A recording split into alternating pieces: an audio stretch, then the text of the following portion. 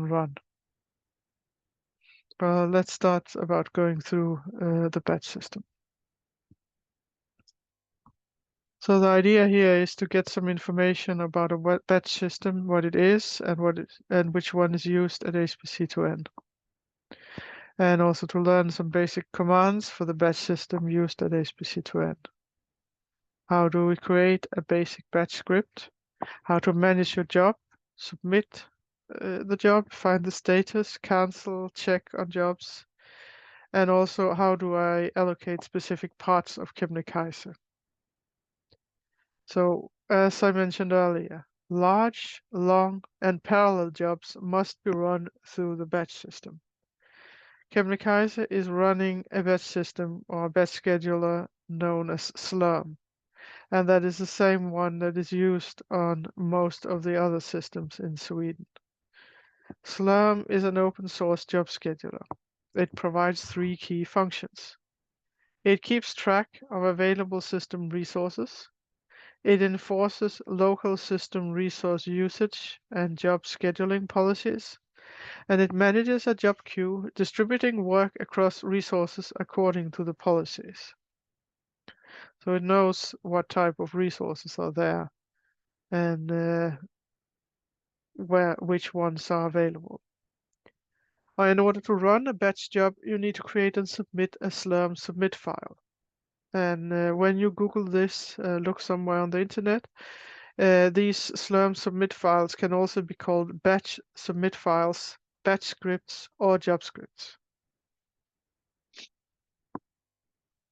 And they are all the same thing. So guides and documentation for the batch system at HPC2N are here at this link. And you can look at that if you want more information. So let's go and look at the basic commands. It's often recommended to use a job script. It's also possible to ask for the resources directly on the command line, but it's better to have it in a script because it's easier to reuse. And you also don't have to sit and wait for the program to run before you can use a window again, so you can send it to the background with ampersand. But it's an easy way to see what you used earlier, or if you have a batch script. When you submit a job, the system returns a job ID, which you also can get with SQ --me. And in the following here, job script is the name you have given your job script, and job ID is the job ID for your job, which gets assigned by Slurm. Username is your username. So I have now compiled some of these here so I could use that to actually submit a job. And I think I'm going to look what's inside simple just to see if it's something I can submit directly. It is, or was it? Yeah, I compiled it with FOSS2022B. So I'm going to do that. I'm going to purge, and then I'm going to compile hello C with the, I'm first going to load the module. FOSS 2022B. I'm loading that so I don't have to make changes to my batch script. So now I have FOSS 2022B loaded. And that means I can now just go ahead and recompile the programs I compiled earlier. So I will just do that.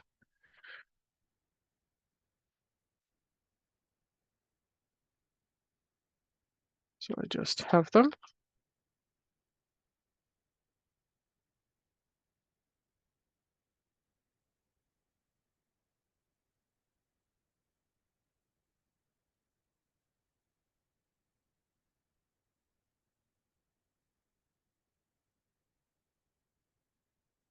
Like this. And that means that I can now use them in my batch scripts. And I know that several of my batch scripts are using them, these small programs here. For instance, I am going to submit the batch script simple.sh. Later, we will check this batch script and see the components of it. But right now, I'm just going to use it to check what happens. So I'm going to submit it with sbatch that submits the batch job. And when you do so, you get this line here, submitted batch job, and then a job ID. And you can get a list of your jobs with SQ minus U, your username, or SQ minus minus me. Let's try type SQ minus minus me. And you notice there's nothing running because it already ran. So let's submit a few instances of this job. And now you can see there are some here. And we are told the job ID for each of them. I'll just briefly do like this. And the partition, it's running on CPU nodes in the Skylake. So it's on Skylake, all of them ended up there. The name of the job script is what's used as the name for the job, unless you name it differently in the job script, which you can. The user, and then the status. The status can be running, or that it's in a queue, or that it's completing, and things like this. And time is the time it has ran.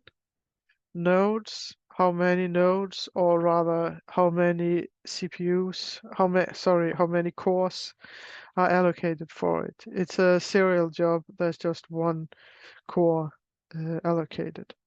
And then there's a list of which nodes those cores are on. And if I look at this again, I will see it has already ran. So let's again submit some more instances of this. And now we got in a situation where some are running, some are pending, and some are completing. It's also possible to give these Slurm commands on directly on the command line. So you could write srun and then all the commands that you would put inside of a batch script you would put on the command line. But again, it's better to put them in the job script.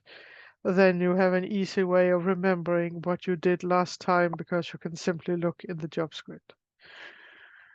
You can check on a specific job with S-control show job ID. And then we will take one of these. Let's simply take that one, the first. And let's check on it. And since the job has already completed, that is the job state you have here.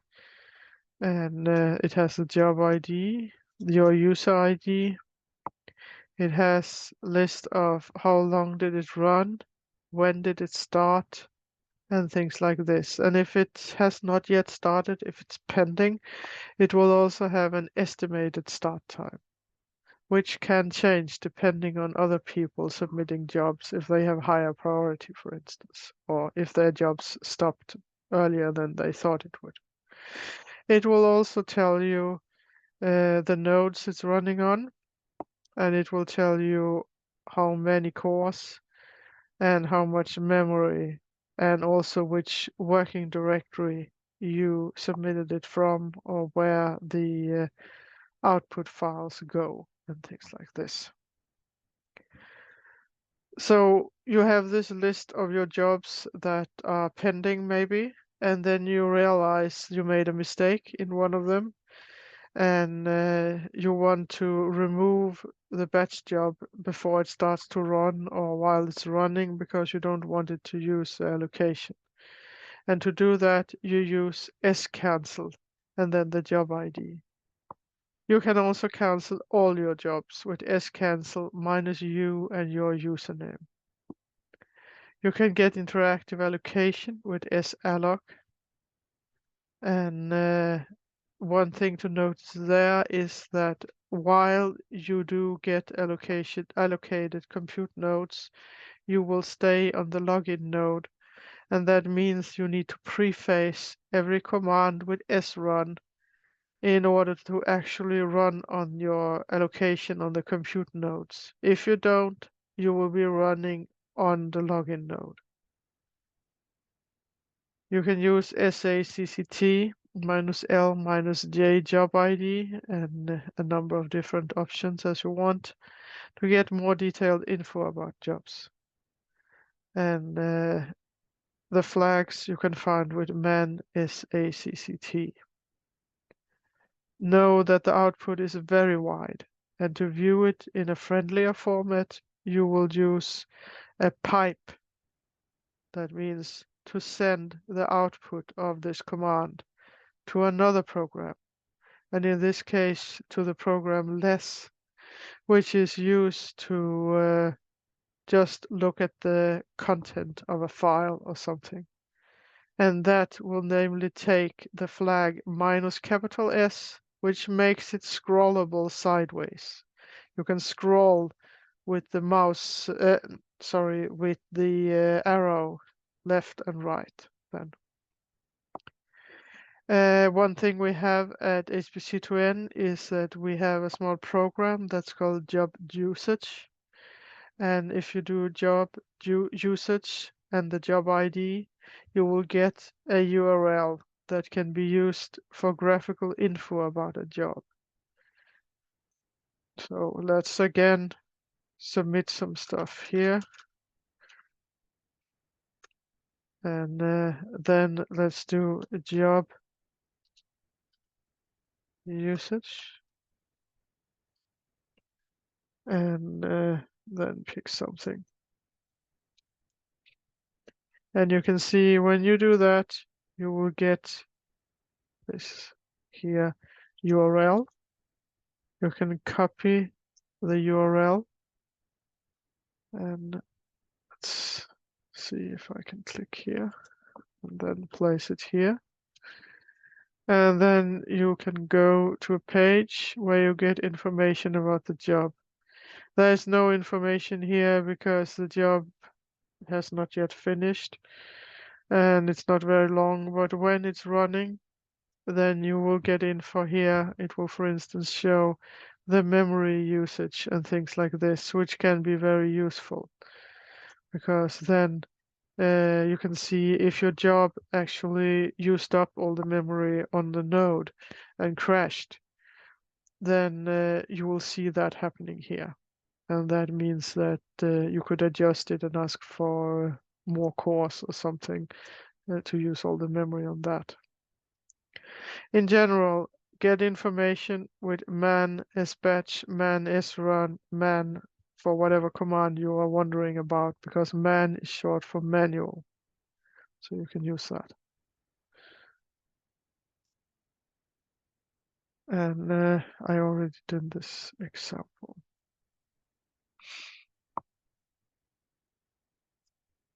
And let's look at the time. Let's just continue now. The official name for batch scripts in Slurm is job submission files. I will use the names interchangeable. I will probably say submit files, submit script, batch script interchangeably. They're all the same. Remember that. It contains the commands you would otherwise give yourself from the command line. You can also compile and run a program directly in it. You can set any needed environment variables. Also remember, it exports environment variables from your shell per default, but you can also set them inside the job.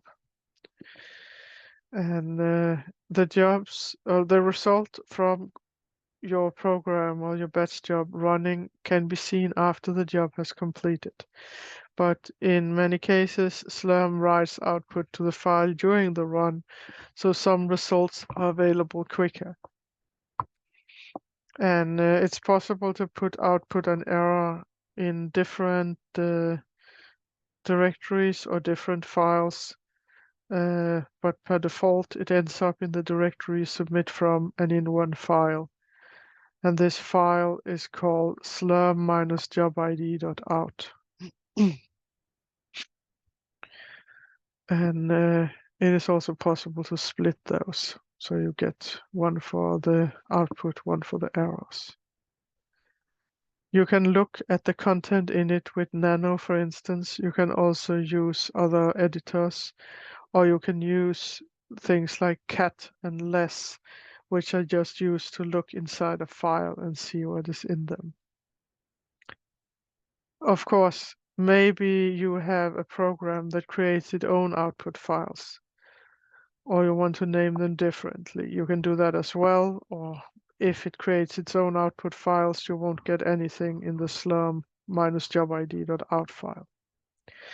I ran a lot of jobs here earlier, and as you can see here, I got a ton of output files. So let's try look inside one of them. And I'm going to use less here. And inside of it is the output. There was only the output hello world because that is what the program did.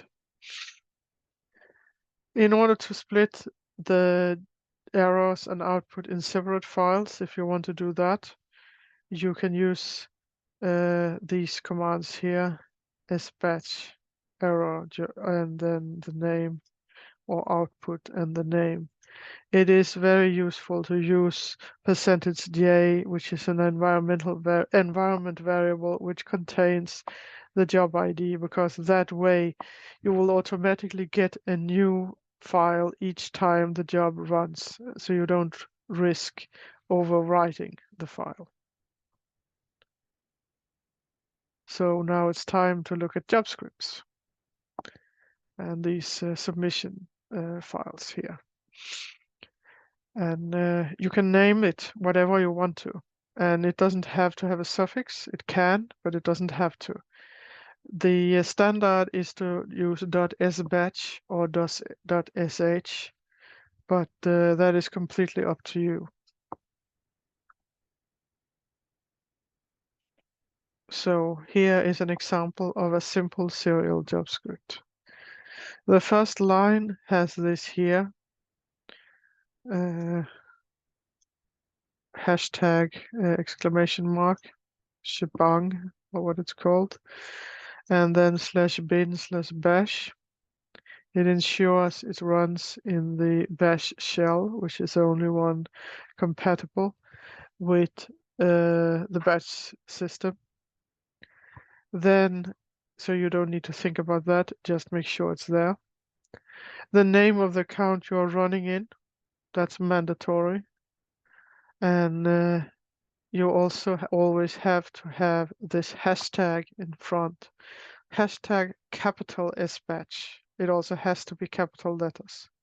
Those are commands to Slurm. There are Slurm directives. And Slurm, the batch scheduler, knows when it goes through this and sees that this is a command to it. And in this case, it's -A and then the job ID. So just put the job ID you have. In this case, HPC2N 2025 -014. Then we ask for resources.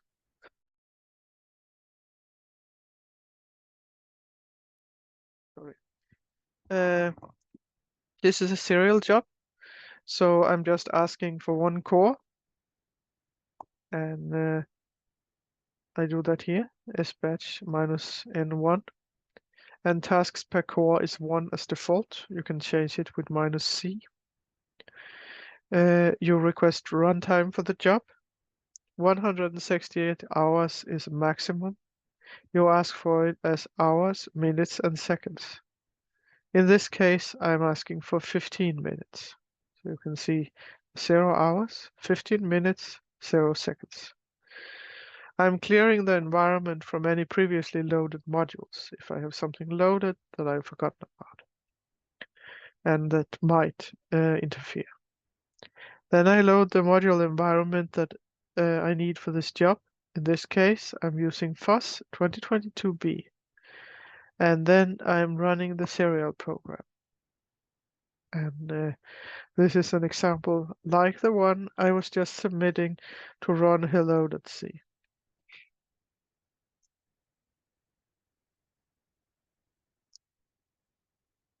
So yes, this is project ID. Always put it there. You can find it if you run proj info on the command line, or you can find it in super if you don't know it already. Minus capital N, number of nodes. Minus small n, number of tasks. Since tasks per core is 1 as default, then asking for one of those asks for 1 core. You can also set cores per task to something different. That is useful if your job is multi-threaded or if you want more memory, because then you could maybe ask for 4 cores and then just run 1 task and it then gets all the memory. This is an example of a simple MPI program. You will notice there is only one difference. That is how many cores or tasks it is asking for. 8 in this case. Otherwise, it's like the serial program. And then one more thing, actually. Inside this MPI job script, you do srun and the name of your program in order to run it. And there is one for you to test with here, which is mpi hello.sh. So now the exercise environment, I need also to change this one because I again wrote intro HPC to N instead of Kebnekaise intro. But you already did this, so let's just move on. And you can load here, I suggest 2021B. You can also load 2022B in case you want to not have to change anything in this job script. Then use 2022B and then compile it all. So I think I'll just go ahead and make the changes to this file. And when I've done that, you can just follow it. So I will just briefly mention what the exercises are. And then I'll go ahead and make the changes, and then you can look at the exercises. So when you have compiled the programs, you can go ahead and submit one of the batch scripts, and you can check with sq --me if jobs are running, pending, or completing. You can use scontrol show job, and you can cancel a job if you have some that are pending, and you can check the output and change output files to split in error and output files like this here, and that can be done in Nano if you want to. So, but I'm going to do these changes, and then I will actually continue this after lunch instead, because I think it's a good idea to make sure this is correct and to make sure that you can actually do this exercise either during lunch or immediately when we come back after lunch. And then I will go through the last part about using different parts of Kebnekaise, and then we will move to the exercises. Okay. First, I'll say that I updated this during the break, so it should be correct now. And I'm going to go on to using the different parts of Kebnekaise. If you haven't done these small exercises here, then do them if you want to. So let's look at how to use the different parts of Kebnekaise. As I said in the introduction, Kebnekaise is a very heterogeneous system and is comprised of several different types of CPUs and GPUs, and the batch system reflects these several different types of resources. At the top of this, we have partitions, which are similar to queues, and each partition is made up of a specific set of nodes. And at HPC2N, we have 3 classes of partitions. One for CPU-only nodes, one for GPU nodes, and one for large memory nodes. Each node type also has a set of features that can be used to select or constrain which nodes the job should run on. And note also that in order to use these types of nodes, they each are considered a corresponding resource, a separate resource in Super. So CPU nodes is one resource, GPU nodes is one resource, and large memory nodes is also one resource. And this course project that we have here has CPU nodes and GPU nodes as resources, so both can be used. And that is one thing to remember, that if you are applying for a project and you want to use the GPU nodes, you almost certainly also want to use the CPU nodes for something. So you should add both those resources when you do the project application. So while it has multiple partitions, Kebnekaise, and there's one for each major type of resource, there's only a single partition that's called batch that users submit jobs to. The system then figures out which partitions the job should be sent to based on the requested features, which we call constraints. And the type can be used if you need a specific type of node. And there are Skylake, Zen 3, Zen 4 if you're on CPUs. And if you want GPUs, then there are V100s, A100s, etc., L40S, A40. And there's the large memory nodes, which has the type large mem. So if you're requesting features, there are a couple of features defined for each group of nodes to make it easier for you to get what you want when you allocate it. And to select a feature, you use the -C after the hashtag #SBatch. And it's used as an option to SBatch or sallocs. And you can either use it on the command line or you use it inside of your batch script. And it's always easiest to use them inside of the batch script. And of course, there are many reasons why you might even want to constrain it. Maybe you are doing some benchmarks. Maybe you are running something that needs to be replicated exactly.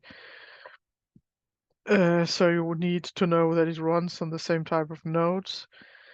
And maybe it's because some type of module you need is only available for that architecture, etc. There could be many reasons. In any case, you constrain it with hashtag and then in capital letters SBatch, then -C and then the type. And features can be combined using and, the ampersand, or, and that is the same symbol as for pipes. There's the vertical line, and they should be wrapped in apostrophes. So you could, for instance, say, I want to constrain my job to run on either Zen 3 nodes or Zen 4 nodes. And the list of constraints for CPUs are any of the Intel CPUs, any of the Broadwell nodes, that is now only the large mem ones, any of the Skylakes, any of an AMD CPU, or a specific Zen 3 or Zen 4. If you want a GPU, you could say it's a A100, A40, A6000, A100, L40S, H100, or MI100. And for GPUs, the list of constraints can be used either as a specifier to minus GPUs equals type and then number of them, or as a constraint together with an unspecified GPU request, minus GPUs equals number, or GPUs per node number. And there have been an issue where for some MPI runs, the MPI run command will fail if you specify GPUs with this command here instead of with this command. The problem disappears if you use srun instead of MPI run. So just use srun inside your job script and you're safe. So maybe you want to select GPUs that has certain features instead of just a specific type of GPU. So you could say, I want any of the NVIDIA GPUs, or I want any of the AMD GPUs. Or maybe I want GPUs with single precision or double precision, or the ones that have AI features or machine learning features, and it's things like half precision and lower. So, and the large mem nodes you can get to by using large mem as a constraint.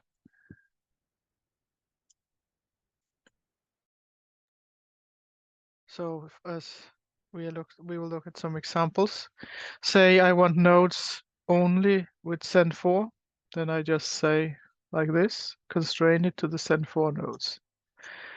And if I want a combination of features, maybe I want a Zen4 CPU and a GPU that has AI features, then I would use this constraint here and say it must be a Zen4 CPU and it must be a GPU that has AI features. And again, there was the one example where I say I'm okay with running on either Zen 3 or Zen 4. And there are good reasons for this. I mean, for instance, if you have something that uses CUDA, then you don't want to end up on an AMD GPU because CUDA is only for NVIDIA GPUs. So that is one example.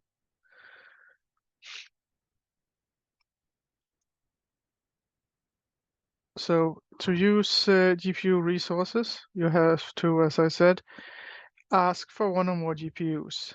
You can either do it in total for the job or per node of the job. And if you ask for any GPU, one of any kind, doesn't matter which one, then you just say hashtag capital S batch minus GPUs equals 1. And that can also be written this way. And if you want to ask for a specific type of GPU, again, you could use this command here, or you could use a constraint together with an unspecified GPU request. So either this one here, where you just say, I want this number of GPUs, or, if you do one of those two, then you also need to add the constraint, I want one of this type. Because otherwise you can truly get any kind of GPU, including the AMD ones, and maybe you wanted the NVIDIA ones, or the other way around. And you write it in the batch jobs like this. And types are these, and then also there are the constraints. You could just say NVIDIA GPU here instead. So one example is, what if I want a V100? Again, these things here are like it was in the serial job. But then I'm adding that I want two V100 cards, 2 cards, and of the type V100. And then I need modules that has CUDA if I want to use that, or CUDA enabled software, some application that has been compiled with CUDA to be able to some application that has been enabled for GPUs, and you can usually see that on the modules if they are, and then you run that program. And again, these are the important things here: the course project ID, which you now are going to use in place here. And in order to use it in a batch job, yes, you do hashtag sbatch -a and then the project ID. The project will be good for a few weeks more. And after that, you will have to change it to your own project if you want to continue running here.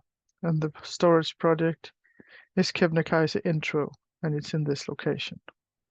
And you use your own directory under it, but I already said all these things. So the key points: submitting a job, create a batch submit script, submit it with sbatch, and the name of the script. You get a list of running and pending jobs with sq --me. Kebnekaise has many different nodes, both CPUs and GPUs. You can constrain it to run only on specific types. If your job is an MPI job, you need to use srun or MPI run in front of your executable in the batch script, unless you use some software which handles the parallelization itself.